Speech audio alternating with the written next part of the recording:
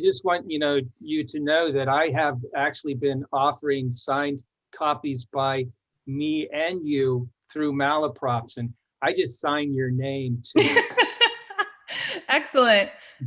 I just leave it's like a paw print. You just ink up your hand, put it on there. Yeah. Yeah.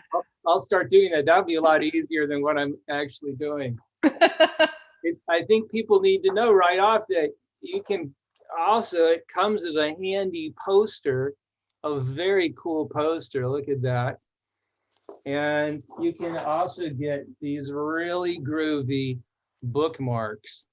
And whenever you order the book signed from Malaprops or from Brianne's home bookstore, which is Traverse City, what's it called? Horizon Books. And I feel good giving them a plug right now because they very kindly promoted this event, even though they're not associated with it. And Traverse City is blessed with 2 independent bookstores that are on the same street, which is crazy. But yeah, so you can also go through Brilliant Books, but I know that Horizon Books has posters and bookmarks and signed books. And where is Traverse City in relation to Parma? To Parma? Yeah. I bet is Parma downstate? I'm not even sure. I'll do the Michigan thing. I'm from Michigan. And Traverse City is right here on the pinky. I think Parma is sort of like on my middle finger knuckle. What's in Parma? The nerd camp.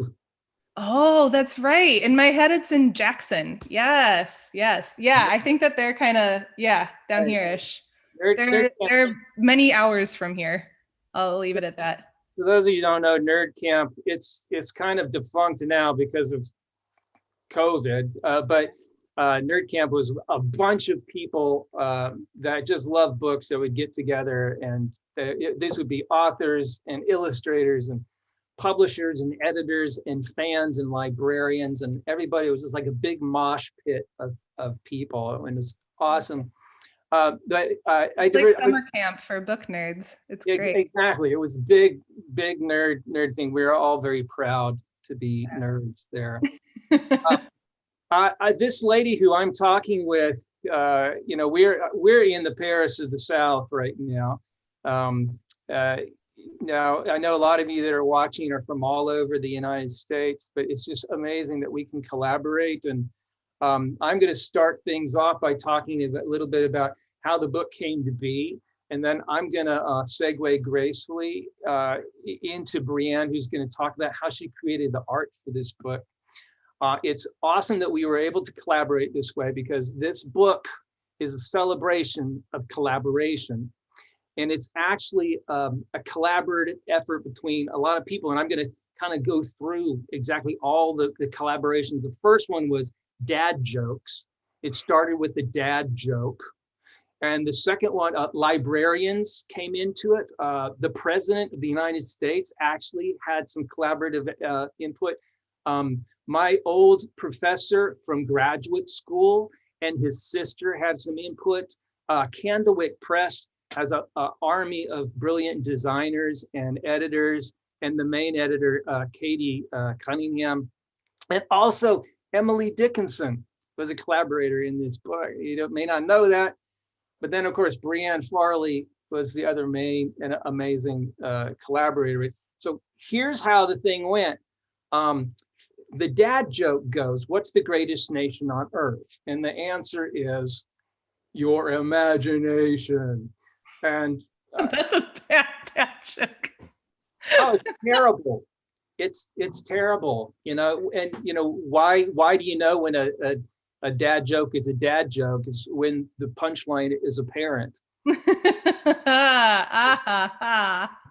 It goes on and on, but I have 3 kids and they all love dad jokes. So it came from there. And so I wrote a poem based on that. Because if you want to write a poem, it's great to just go to puns and dad jokes. And so I wrote a poem and I began to recite it. I've climbed the heights of Everest, one hand behind my back. I've seen the sights of Asia sitting high atop a yak, fed antelope in Africa and kissed a crocodile. Mwah! as I was rafting all alone along the River Nile. It went like that. And I would stand on chairs.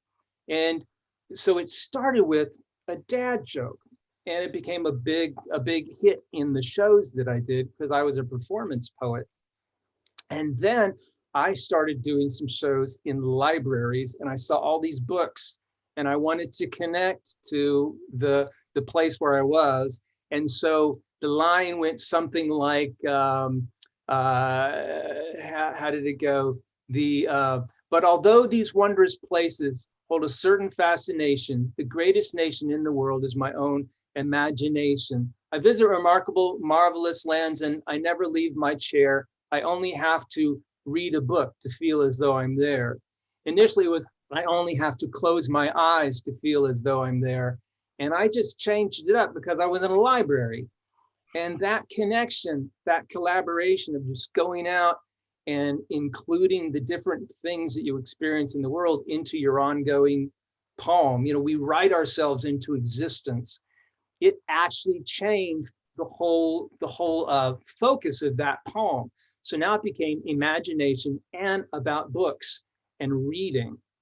And then the next collaboration was, you know, basically, you know, I got the thing accepted. It was called The Greatest Nation, and there is the original title, hand lettered by Brianne Farley, right there. You can see. But then something happened. Here's where the president comes into play. Candlewick Press was getting together, and the publicity people, the marketing people said that title is going to be problematic because it suddenly has a whole new meaning. It suddenly has a whole new meaning. It has become divisive, and they were frightened that it would be divisive, and half the people that would have bought it before won't buy it. And so they came to me and said, "Can you come up with a new name?" And so I was kind of scrambling around. So, well, no, we need to call it The Greatest Nation on Earth because we can show how that's the flip side of the greatest nation. And they were not having any of it. And so I started sending out feelers. And here's the collaboration I forgot. A first grade class by this lady's name is Amy Vaughn. She's a friend of mine. She's a first grade teacher just down the road to Lester Elementary School. I had her read the text to her kids and have them come up with a title for the book based on the content of the book. And here's what they came up with. The Imagination, My Imagination, twice, Imagination Fun, Learn Imagination, Having Imagination, Use Your Imagination, Imagination World, Read to Think, The Learning Book, They Learn to Read Book, and my favorite was Read to Know So You Get Smart. That sums it up. Those are the possibilities, and none of them really worked for me. That's how collaborations go. And I was talking to my professor, Peter Graham, who lives in Blacksburg, Virginia, and I sent the manuscript to him. He read it over, and I said, "We need a new title," and he was explaining it. He was out at the beach with his sister, Sarah, and his wife, Kay, and they were the ones that came up with the realization that this book is about books and about imagination. And really, the focus is split. And that was problematic for them. And here, it had already been accepted, and we were already working on it. But there was this sort of divide. And it was Peter Graham, my professor from grad school, that came up with the title Nobody Like a Book.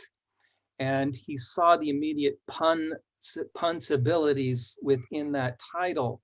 And so because of that collaboration, it became Nobody Like a Book.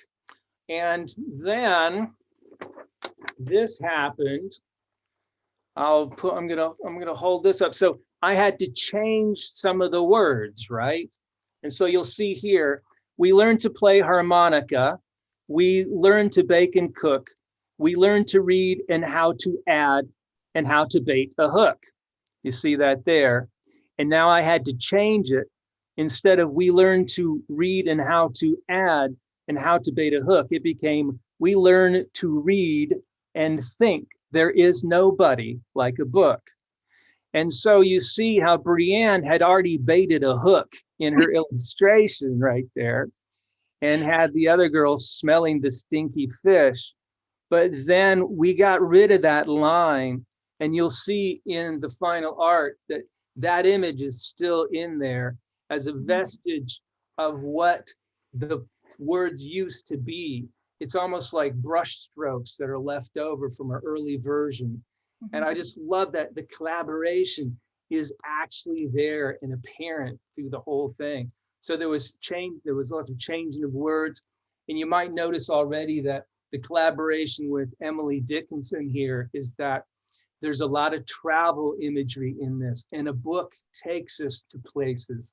The book has the content, the illustrations have the content, and so they have the information, but the reader has the imagination, and only when those two things get together does the actual magic of the book happen, because the reader makes meaning from the experience of reading the book. You might recognize in this, there is no frigate like a book by Emily Dickinson. And as we all know, and I have this human heart. I just found it out in my parking lot here. When a heart beats, it has two parts. It goes lub and dub, lub, dub, lub, dub. It contracts, blood goes out, it relaxes, blood goes in, a lub and a dub. One heartbeat is made of two parts, a lub and a dub. And I am is like that. An I am is a poetic foot of two syllables, stressed and unstressed, an unstressed and a stressed one. So it goes lub, dub. There is no frigate like a book. There's four heartbeats to take us lands away. There's only three. There is no frigate like a book to take us lands away. So it's four beats over top of three beats. It's got an A, B, C, B rhyme, which is why you can recite almost every Emily Dickinson poem to the tune of A Yellow Rose of Texas, by the way. And you'll see that within this poem, it uses the same rhyme scheme and the same metrical scheme that Emily Dickinson does. So that is on purpose. And that leads me to the final collaboration, which is the amazing Brianne Farley, who's about to talk now about this. And I want to just show you this right here. First of all, just look at that text. That text is all goobered up because those are the editors having their way with it. I fed antelope in Africa. Now, eventually that became I anteloped in Africa. I love that. Then I know, I love that. That's not me. That's just one of the editors that said, can we just, hey, this would be fun. And I said, yeah, so awesome. You'll see here, there's a note about the rudder. Do you remember this, Brianne? Somebody said, hey, she's sort of fudging that rudder a little bit. This is based on an Egyptian traditional Egyptian sailboat. But I probably couldn't see the udder the rudder in my Googling. So maybe it is an udder. Yeah, the udder of the boat. It's called the rudder. I'm going to write a poem about the udder on a boat for sure. Or a dad joke, one of the two. Yeah, oh yeah, I'm sure it's a dad joke. And I'll leave this one last little image here that is a collaboration between Brianne and myself, where typically the words that the writer writes down, the illustrator will use those. And sometimes the illustrator will write exactly what the words say, but then also the illustrator's job is to have a story that's happening just in the images so that the kids have these parallel stories to look at. I thought this was an interesting collaboration because when Brianne made this sailboat, and you can see the original is to, while I was rafting all alone along the River Nile. And she made it a sailboat. And so the question becomes, can we just change the words? She doesn't have to change the art. And I said, well, okay. It wasn't too late. It wasn't too late. And at least it's got an udder on it. So I know it's gonna sail. It's Nile worthy of it. So with that, that leads me to my last collaborator in this, which was the amazing Brianne Farley, who when I met her through her artwork. Candlewick sent me like 4 different illustrators and PDFs of their work and said, who would you like? And Brianne was actually my first choice. I did not know this. It's true. This is why I showed up, is to learn these behind the scenes facts. Exactly. And so I would love if you can mention also some names. The artistic director of this book has been amazing. Heather McGee. Oh man, She knocked it out of the park. She was the one. I know Allan's been showing this off too, but Heather came up with the amazing case cover for this book, which is the fancy name for the cover under the cover. And she came up with this idea. She sent me this email that cracked me up. I was like, I've got this idea. Like, I like how you've got these animals and they're not really real. They're part of this reader's imagination. And she's like, I think we could show that they are imaginary through using spot gloss, but you'd have to redraw it. And what do you think? And she's like, and she ended the whole thing by saying, I don't even know if I'm doing a good job of explaining to you what I'm thinking. And contrary to that, as soon as I was getting through this email, I was like, I know exactly what she's talking about. It's gonna be amazing. And so she printed all these animals that are on the front cover with spot gloss. So only when the light is at a certain angle can you see them, and it just kills me every time. Oh, Heather, it's so good. Yeah, can anyone see this? It's really hard to see on video. I can't see it on yours at all, Allan. We're just like waving our book around. Oh, there you go. Is that? And it looks like slug slime trails. Yeah, it's so sticky. Yeah. Yeah, and you can.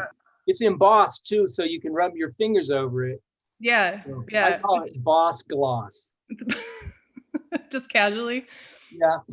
I was gonna say too that I'm so glad that you ended up changing the title of this book and making some of those tweaks, because I had the same thought when I first read through this book, through the manuscript. I thought, okay, this is a book that it's about imagination, but it's not really so much about imagination, like imagine a unicorn driving a Corvette, like imagine, it was more about, where does your brain take you? Where does your mind go when you read a book? And you're traveling to these places, but you're not really going there. Or like when someone tells you a story. And it was about that it made it really clear that this book was about the collaboration between the reader and the book. And I was really glad that you emphasize that later, because it made it super clear. And I wanted to show you too my early thumbnails for this book, where I had this idea that, I was like, this will be a book about a reader who sees herself in the book. And I also noticed that this was a book that, like I said, wasn't about unicorns driving Corvettes. It was about, there's a lot of like facts and science and history. And you were saying like, in a book, you can learn how to make a pinhole viewer. And I was like, what if this is the book where you can learn to make a pinhole viewer? What if this is the book where you learn about the Titanic? So my first thought was, I'm going to make this book and every page will be kind of different and you'll learn all these facts and you'll see this, there'll be this kind of like eyeball throughout the book that'll be the reader's eye. And I was going to use color to differentiate it. And it was just so disjointed. Like, it was really fun for me, but there was no through line to the story. And Candlewick came back and said, we kind of, like there needs to be a little bit more of a story. There needs to be more of a flow. And like, we want you to focus more and like on the imagination and bring imagination into the story. And I'm so glad they did, because I think it turned into a better book. But here are some of the early thumbnails going on and on. And let's see, here's some of their notes.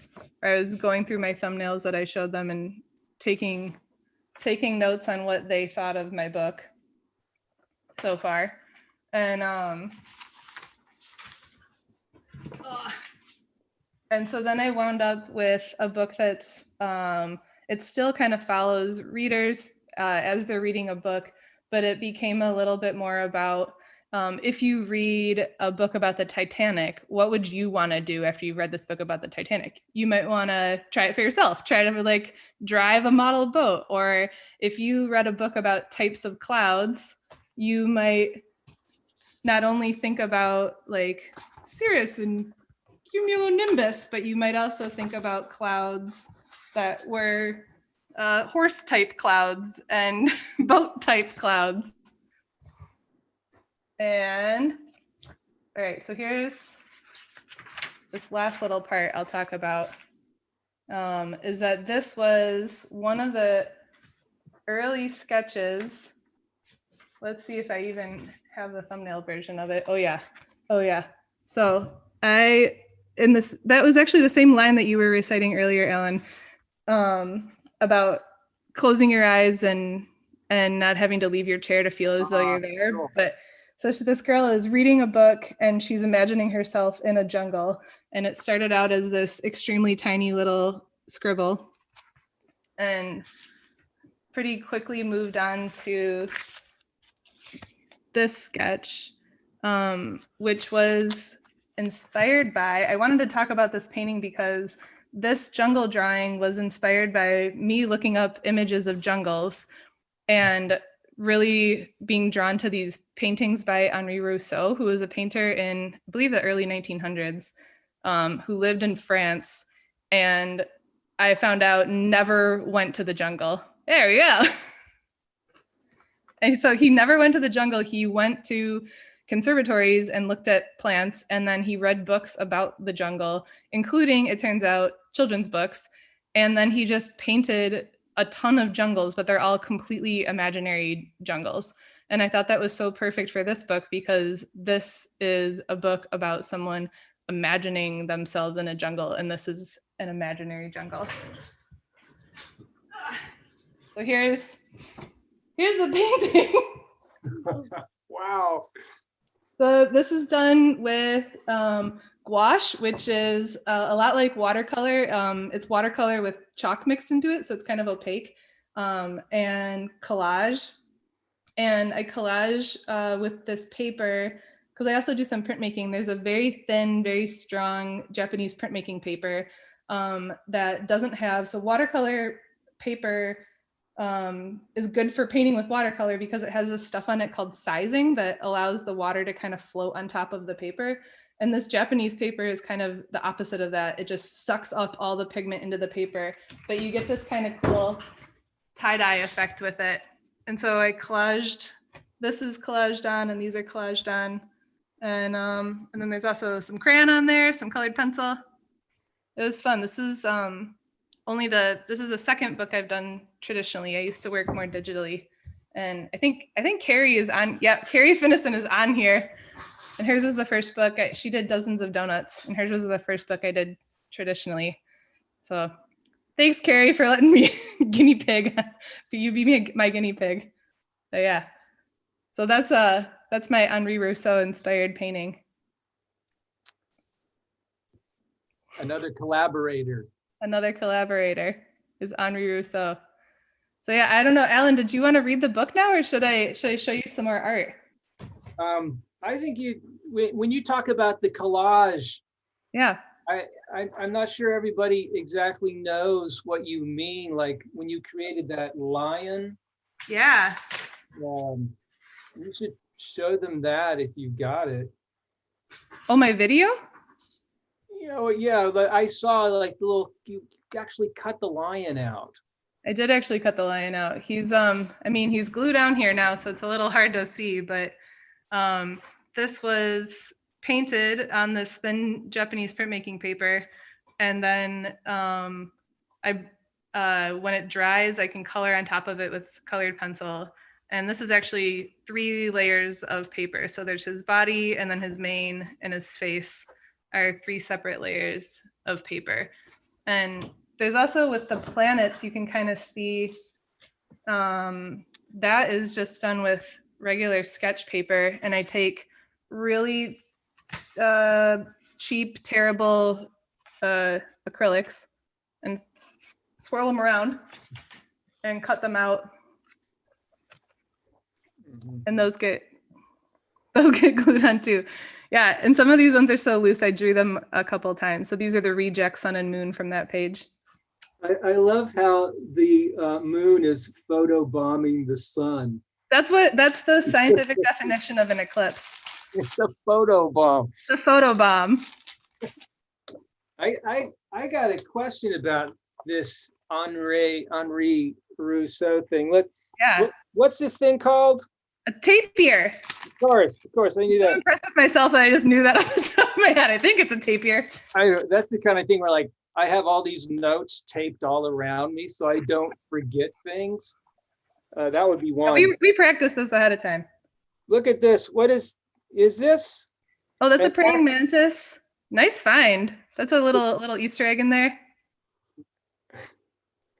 And tell us about the moon, that moon with the rocket in its eyeball. Oh yeah, this is a illusion. well, for my cultural reference, it's from Smashing Pumpkins, but it's actually, I think, one of the first isn't it one of the first videos, right? Like one of the first movies. Yeah, the first film going to the moon. I can't remember the exact name of it, but all these really really erudite men go to the moon. It's this old black and white thing, and it's like the first science fiction film ever. You watch it, you'll die if you watch it. And we're both dead. They literally, their rocket goes, and they don't do a soft landing. No, it's a hard landing. But the rocket smashes into their eye, and I think if I remember right, the moon is kind of this like mushy clay consistency, and it kind of like into the eye. Yeah. And, oh wait, speaking of collaborators too, on that same page, I have done an event. I somehow end up with rockets in a lot of my books. I don't know. I'm getting a reputation. Rocket girl. I'm that rocket lady, but I did a couple events with a library in town, East Bay Branch Library. Shout out to Julie Kelly, and she is the librarian, and her husband is I think he's a physics professor or a physics teacher, and they make stomp rockets every year, and we do a little reading about rockets, and then we go into the parking lot and we launch stomp rockets. And so I included one of these stomp rockets in the book. So that is that's an East Bay Branch Library original. I love that. I can actually feel it. of the thing. It's really, it's pretty satisfying. So how about we do this? I'll read the book. I'm gonna ask you, if you would, to hold up your own version, so that it's almost full screen, so that I can read it without. Oh, this is some coordination. Right? I like that. Yeah, we spent years in the making, and we'll just go page by page, because there's a lot of little tricks within this on every page that you really need to know about. Yeah. And the first thing, of course, is the secret of the spot gloss. If you're buying this for your own kid, they're gonna rip off the dust jacket. You're never gonna see it again. So just give them the book without the dust jacket and put that on the wall like a poster.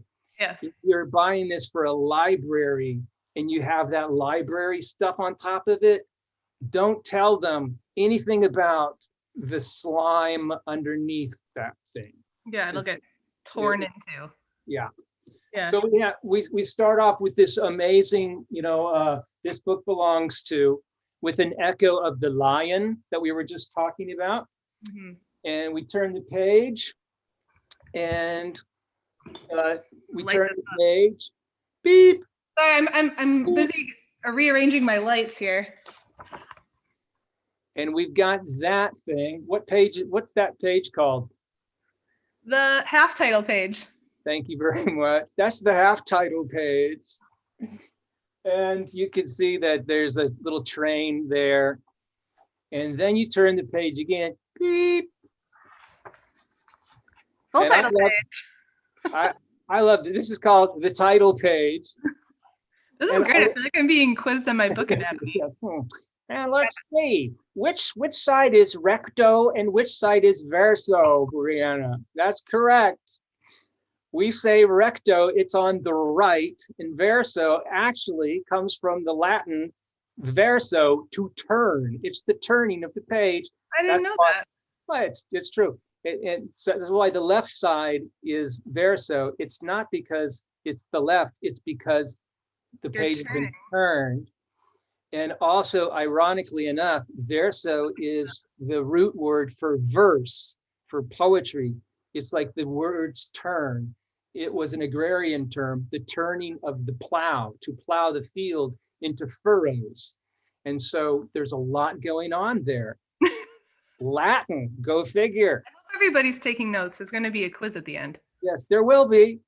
And now if you look closest to Brianne's face there, you see what there was a request, as I understand, the folks at Candlewick requested what do we see in there, Brianne? I actually just found, I print up my emails from Candlewick so I can go back and see all the changes that we made over the years. And I was just reading through those first couple of emails where they asked for me to make sure to include, I had already kind of drawn for them my little cast of characters. Let me see here. Here's the first tiny sketch of my cast of characters. They're awesome. It's like all gang. They asked me to make sure to include, that was actually the other thing. That was the problem with my eyeball idea, is they said really early on, this is like one of the first emails, they said, readers come in a lot of different forms, and audiobooks are a book, and there are people who are seeing impaired, who might be reading without their eyes, and we want to make sure to include those readers in this book. And so maybe an eyeball as a representation of this girl as a reader isn't like the best idea for this book in particular. And they said, can we please make sure to show diverse readers, different kinds of readers in this book? And I thought that was such a cool idea. And I also really accidentally, I guess that there's an audiobook thing for kids. I was kind of drawing like my own version of like a iPad or a iPhone listening to an audiobook, but I have since been told that there is a tool for kids that looks a lot like this, and it has like a giant play button and a pause button. So I thought that was pretty cool. It's pretty amazing. Yeah, and I included Battleship both as like a little nod to that we're about to see the Titanic and it's a boat, but also because that might be a game that both of these readers could play together. Exactly, because you don't have to have your eyeballs sighted to do that. Yep. And so you introduce all these characters even from the very beginning. These are your 5 main characters. And what you'll notice is this girl right here, she has sort of an exclamation point on her head, which I love. These kids are reading a book about the Titanic. There are knots here. And so all the clues are right there. And so when you're reading with kids, you want to ask them, what do you think is going to happen next? What are your clues? And you can even ask them, what words do you think you're going to see in this book? And so you can actually help build their vocabulary with that anticipation. So we turn the page and we get to the very first one, and there's your 5 characters, and it's very sparse. There's what the kid is listening to, and it goes like this. We learn important stuff from books. We learn to speak and think. That's all we got. When we turn the page, We learn why icebergs stay afloat and why Titanics sink. Let's stop right there again. See the dog? That's not just any dog. Who's that dog, Brianne? That's my dog. That's Buster. Buster. Who is usually in the studio, like his bed is right here, but he's at home right now. And, Yeah. and this man is reading a book called Happy Dog because he wants his dog to be happy. So many great details. And then we go to the next page and we see a 4-line quatrain. We learn to play harmonica. We learn to bake and cook. We learn to read and write. There is nobody like a book. And you can see there the fish, the stinky fish is still there. Yes, and the kid has just read a book called The Old Fish in the Sea. It's a very smelly old fish. And this reader is reading about Amelia Earhart, and this is Amelia Earhart's plane, and a toy version of it. And then this is a little sneak peek to the next page.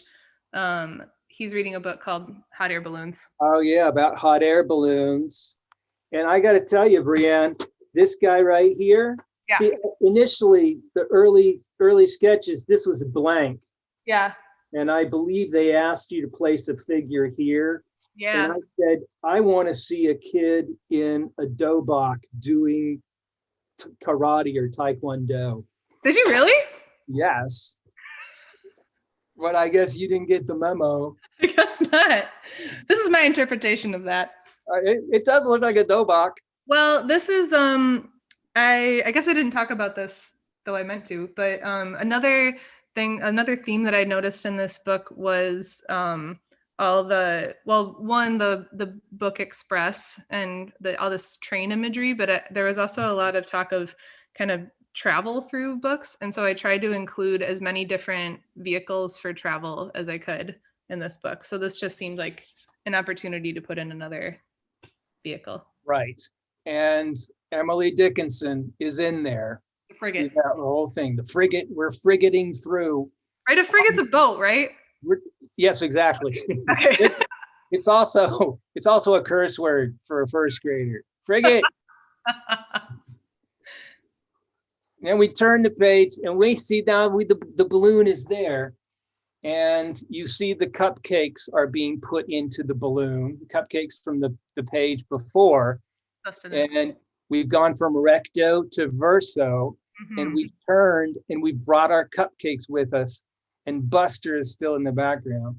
Buster's and the words go like this: but books are only smears of ink without the reader's mind to give the letters meaning and to read between the lines.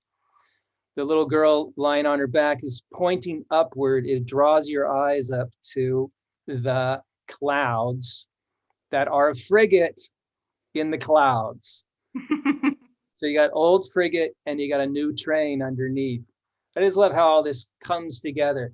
I think that we're geniuses. Our two brains together, along with the 80 people that worked on this from Candlewick. We only needed a small amount of help. Yeah. Exactly. But other than that, geniuses. So we turn the page, and there we see the train. And I'll read this first, and then we'll talk about that 26. So step aboard the Book Express. It's waiting at the station. But can you guess the address of your final destination? And when you say, can you guess the address of that final destination, you have to be from the South. You can't say, and can you guess the address of, it doesn't work. You have to say, and can you guess the address? So thank you very much. I know in Traverse City, they're gonna mess this up, like totally. Yep.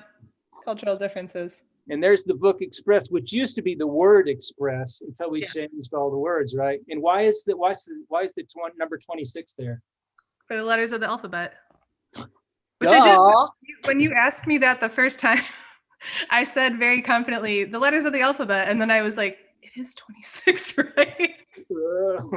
But I also intuited that it's also both of our birthdays. See, it's like Gestalt. Yeah, it's happening here. All happening.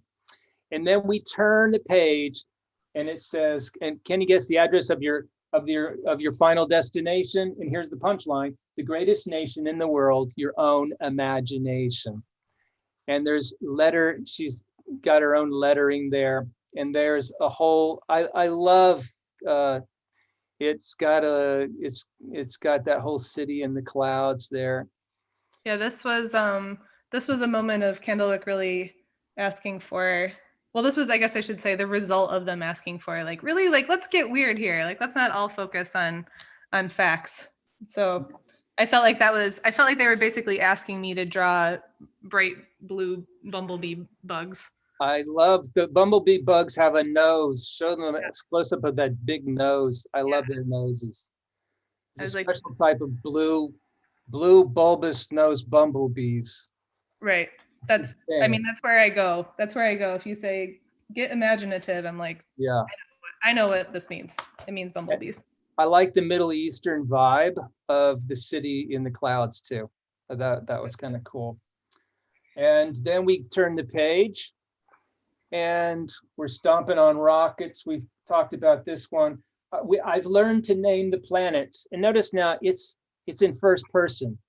I've learned to name the planets and to track a distant star. I've learned to bottle moonlight and to calculate how far a solid rocket booster sends a shuttle into space. I learned to build a telescope and see space face to face. And using the first person there, I think may have something to do with the fact that now the single girl begins to emerge as the one. Now we know this story is about her and her adventure. We turn the page, beep, and we see this homemade pinhole viewer even lets me see the sun. There is nobody like a book to show how it is done. And the book actually shows you how it's done. Yes. There's the content. Yes. This is, I guess another holdover from the original idea of the book is that it really does show you how to build a pinhole viewer. Yep. Think how many kids are going to be going, where's the Quaker Oats box, Mom? That was the fun part of this illustration is I had to make up some off-brand cereal names. So I really brainstormed for a while if it should be Fruity Hoops or Hoopy Fruits or Loopy Hoops or Hoopy Loops. Or Whoopty Doos. Yeah. So we wound up with Hoop Fruits. All right. Okay. Now, Brianne, we're going to sort of rocket through the rest of this because I want to make sure we end on time. Sounds good. We're turning the page, and this is an amazing spread that a lot of the reviews are talking about. Is this spread here? Most of it's just Brianne and her art. Kids will look at this double page spread forever. There's just a few words on it, and they go like this: my launch pad is a science book. My mind's a constellation. The only rocket fuel I need is my own imagination. And you see all the constellations there. Point to the constellation that is like a mermaid, but it's like a merman. It's an antelope and a merman. It's like a mermantelope. That's a real one. What is that one? Is that Capricorn? That's not real. It's real. It's real. And this also has a mix of different cultures constellations. There's some Native American constellations and Chinese constellations and Korean constellations. That's all. I'll keep it short. Okay. God, there's so much to go over. Then we turn the page. I've climbed the heights of Everest, one hand behind my back. I've seen the sights of India from high atop a yak. That may be one of the most compelling pictures right there. I just love that picture. Thanks, Alan. Reading on a yak. So cool. I've anteloped in Africa and kissed a crocodile as I was sailing all alone along the river Nile. And the guy's kissing a crocodile. I love that. The crocodile all these characters keep adding on. It's cumulative. And that's the other things kids will begin to look for. Here's another spread that I cannot stop looking at. It's just birds from all over the world. It was a great inspiration. I don't know who came up with that idea, but man, it's awesome. Well, you really stumped me with how to draw all these different countries, Alan. I was like, Thank you. I'm quite the global traveler. I've been to every land: China, England, Russia, Rome, New Guinea, and Sudan, New Zealand and Australia, Yugoslavia and Perth, Canada and Kathmandu, Dallas and Fort Worth. That's supposed to be a joke. None of the kids laugh at it, but the grown-ups do. So this girl, suddenly you turn the page, you go from recto to verso, and they're taking flight. And the girl is flying in front of them. She's the lead. But although these wondrous places hold a certain fascination, the greatest nation in the world is my own imagination. We turn the page, and there we've got the Rousseau jungle painting. I visit any world I wish and never leave my chair. There is nobody like a book to make me feel I'm there. Love that. And we're going to turn the page again. And here we're wrapping up. Not a lot of words in this poem, in this book, that we don't need them. So step aboard the Book Express. It's leaving from the station. The only ticket needed is your own imagination. Whatever are you waiting for? The adventure starts today. Just grab a book from off the shelf and you turn the page, you take a breath, and you say, and you're on your way. And there's the train, and there's one of our reader girls, and the smoke coming out of that train actually has remembrances of different little characters throughout the book. And Yes. try that. You turn the page again, and there's one of the birds that can fly carrying one of the birds that cannot. I thought that was an awesome way to end this book. Thanks. You'll also see right there that it is, at least my dedication is to Peter Kay and Sarah Graham, best book buddies ever, because they really helped to turn this thing. Are they part of your critique group? They were that day. I don't have a critique group. I've got like 20 different critiquers in my brain already. Excellent. That's what mine is dedicated to Ruth, to Dasha, to Peter, to Tira, and always to John, who are my book buddy, my book friends / husband. It's good to have a posse that's kind of helping you out. It really is. It's basically undoable without that. Should we answer these questions? We should. The most important one, I think, is by Alan Gratz. And I don't know if you were privy to that, but Brianne, what you need to know about Asheville, North Carolina, Paris of the South, cesspool of sin, is that per capita, there are more writers for young people than any other borough in the world. That's amazing. I've been to Asheville quite a few times because my sister used to live there while I was in grad school in Georgia. She was going to college in North Carolina and then moved to Asheville. So I have been there and I had no idea. I was in the cesspool. Yeah, I'm surprised nobody spit on you, because that's what people do. They spit and try to hit one of us. And they're all over the place here, and they're all very supportive, really great group of people. And so that question is coming from Alan Gratz, and we're celebrating Alan Gratz because his new book Ground Zero is literally not just on the bestseller list, the New York Times bestseller list. It is #1 on the New York Times bestseller list. All right. Knock down J.K. Rowling. Right. So we're all, and that's Get him, great. Alan. He's such an awesome guy that nobody's jealous of him whatsoever. Not a bit, not even just a little bit at all. We just all are really happy for him, because when does that happen to anybody nice? Yeah, never. So his question is a country of Yetis an abomination? Excellent question. I think that's more like a philosophical question. Like, what's the Dad. sound of one hand clapping? Yeah. Yes. Well, we'll get to that. We'll Yeah. get to that one. So let's move on to Amy Chirix, who's another author for young people who has a book out this week called "In the Shadow of the Moon," about the race between Russia and the United States to get to the moon. Oh, excellent. She says, Allan, as you wrote, were you mindful that your texts leave room for Brianne to help tell the story in the illustrations? No.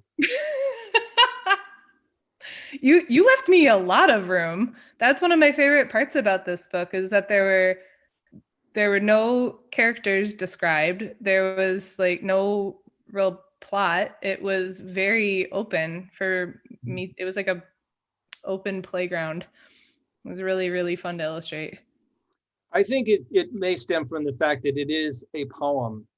And so there's already built-in spaces there for illustration. I think that's, when you're talking about transforming functional text into like informational text into literary text. Yeah. You're taking away all the words and you're leaving more white space there. So the facts are still there, but you get a little more play. I love that you found spaces to put your art in there. Definitely. Here's no question, but Carrie Finnison asked, did the first graders charge a consulting fee? No, they didn't, but they did get a copy of the book. Hey. Yes, or they will. I have not delivered it yet, but I got it here set aside for Amy. It hasn't even been out for a week yet. I know, give us a break. Yeah. Here's one from Derek Cronin. He's another friend. He does Taekwondo with us. For both Allan and Brianne, which publisher do you use, and or have you self-published? Brianne? I have not self-published. Candlewick is my they were my first publisher, and I have since illustrated books for other authors at other publishing houses, but I have the two books that I wrote are through Candlewick, and they are deeply beloved by me. Mm-hmm. Especially Heather. Yeah. Heather. Yeah. Can we just have a moment of silence for Candlewick Press? Seriously, it's so magical. Have you been there, Allan? Have you been into the offices there? I was in the old offices and the new office. I don't think I've been to the new office.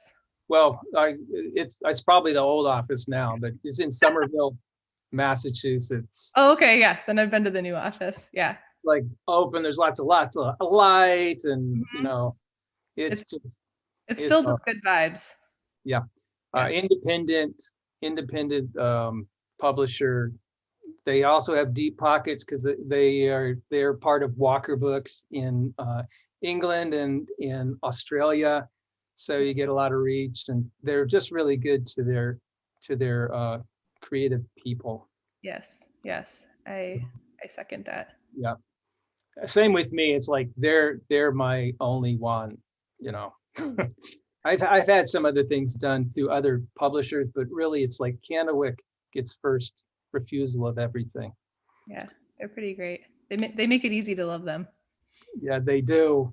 They're lots of input. I get a lot of input in where most writers, once they've given the manuscript over, you don't see it until it's in your lap, Oh, I also think we should give some love to Rachel, especially because she might be watching. Hi, Rachel. Hey, Rachel. Publicist. Yes, the publicist, Rachel. She's here. Rachel Johnstone. Yeah. Who's also been my publicist for the last 10 years. I love you, Rachel. Do a great job. Yeah. In the house, in the Zaus. That's the Zoom Zaus. So they do have they take care of you. Let's go to the next one, which is is there another collaboration in the future for the two of you? Yeah, I have a few manuscripts that I would like Brianne to do. So Kennewick is out there listening. We're putting it out there. Maybe Out there. Yeah, there's always something. I would love to work with you again. Would you love to work with me again? Yeah. Yeah, Ellen, yeah.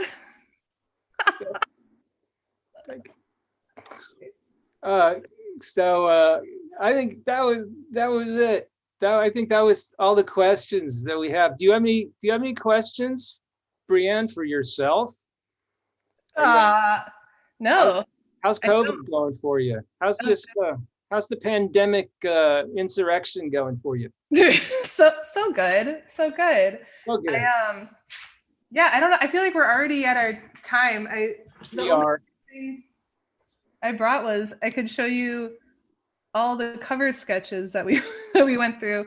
Heather again said she was like, we have an idea for the cover. We want it to be, and she sent me this, and she said, we want the title at the top and for there to be the girl in the chair that was on the elephant and for her to be kind of surrounded by characters throughout the book. And I was like, wow, Heather makes my job so easy. She basically designed the cover for me. And then like 12 versions of that later, I was like, it's not that easy. It's not that easy. Oh my gosh, it's awesome. And this is the one that we landed on. It ended up slightly less chaotic than this, but there's the final. But it's just awesome. It's just awesome, Brianne. I mean, you worked so much harder on this book than I did. I really do doubt that. But thank you for saying that. That's very, very kind. All right. Well, I guess no one else has any questions for us. We've been very thorough.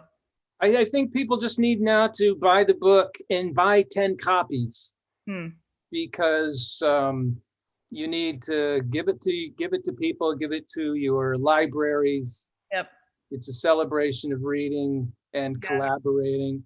It is an excellent book for libraries. And you need one in case it gets rained on. Yes. Yeah. And you need to have one that you can keep the jacket on and one that you can take the jacket off. Yep. It's an important book. I have multiples of this book. I don't see why everyone else shouldn't have multiples of this book. You can see it there. There's a whole stack of them right there. Oh yeah, I see that stack. There's my one. And I have a stack down here as well. And posters. I got a bazillion posters. So we are giving posters out with all the books that are sold that we assign. So we shove it. You just stick it in there. That's what I've been doing. Like they did it for me. Thanks, Horizon. Oh yeah, plug one more time. Horizon Bookstore. Well, yeah. Malaprop brings my books to me and puts them on the porch and scuttles away. And I go out there in my bathrobe. In fact, Patricia, she's on here somewhere. I see her. I came to the door in my bathrobe with just not masked. I wasn't even masked. I was in my bathrobe in my pajamas picking up these books and she was like kind of running away from me. So Malaprop is great. And then I sign them and then they come and they just disappear. That's amazing.